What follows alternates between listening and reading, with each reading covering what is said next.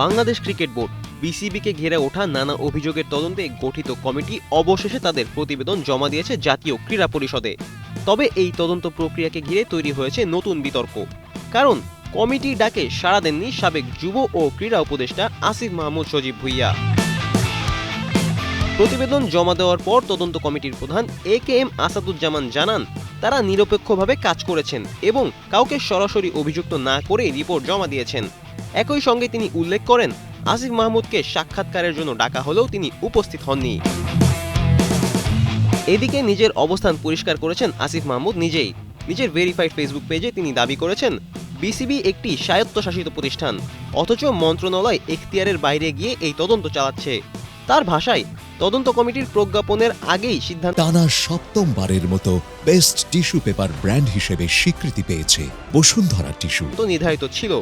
এছাড়া বিষয়টি যেহেতু উচ্চ আদালতে বিচারাধীন, তাই এই তদন্ত প্রক্রিয়া আদালত অবমাননার শামিল বলেও তিনি মনে করেন।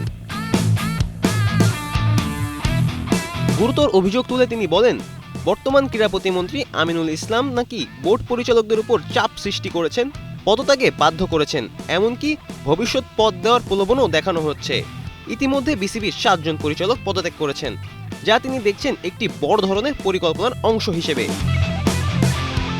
সবশেষ আসিফ মাহমুদ স্পষ্টভাবে বলেছেন, তিনি জেনে বুঝে কোনো নিয়ম বহির্ভূত বা আদালত অবমাননার মতো কাজে জড়াতে চান না। এজন্যই তিনি সাক্ষাৎকারে সাড়া দেননি। ফারদিন রেজা, কালের কণ্ঠ।